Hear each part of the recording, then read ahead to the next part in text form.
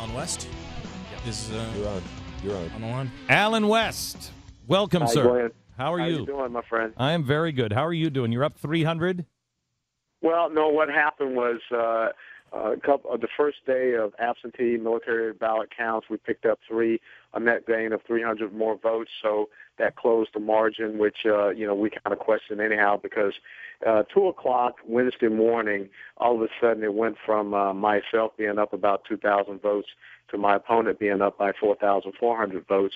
And according to the story from the St. Lucie County Supervisory Elections, that they went back and recounted ballots that had already been counted within, like a 40-minute period. So that's one of the things that we're questioning with the injunction up in St. Lucie County. But the absentee and military ballots are very promising. We're right now about 0.15% away from a forced recount. So we're going pretty well, and we continue to trust in God for the right outcome. I tell you, Alan, I've never seen. I mean, this has been a very disappointing week. Just a very disappointing week in our own fellow countrymen, and in this case, if there's foul play, what our fellow countrymen are capable of doing for election. I have no problem, going into a battle and fighting and duking it out, and then let the chips fall where they may. And if you lose, you lose. I have no problem with that, but it's got to be fair. Yeah, absolutely. And see, this is not about me. This is about making sure that we have an integrity in our electoral process, which, having served in the military for 22 years, this is part of the thing that I stood as a watchman on the wall to guard the liberty, freedom, and democracy in our process that we have here.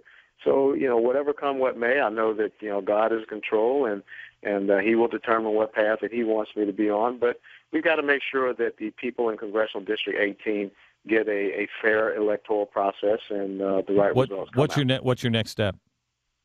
Well, we have a couple of hearings today in St. Lucie County and Palm Beach County with some of the irregularities in the voting process that have been encountered.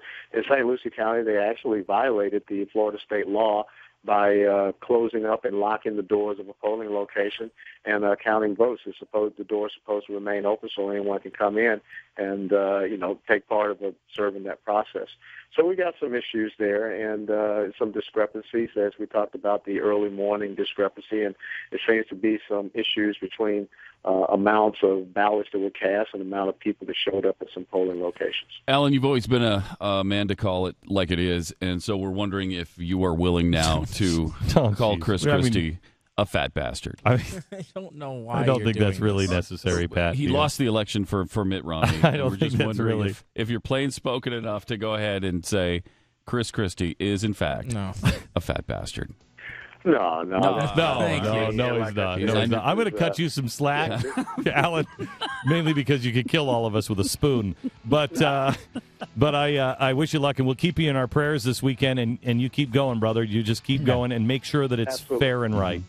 God bless you. Remember, tomorrow is the 237th Marine Corps birthday, so please say happy birthday to a Marine, and have a great Veterans Day. And remember those people that have served, sacrificed, and committed to our country. Semper Fi.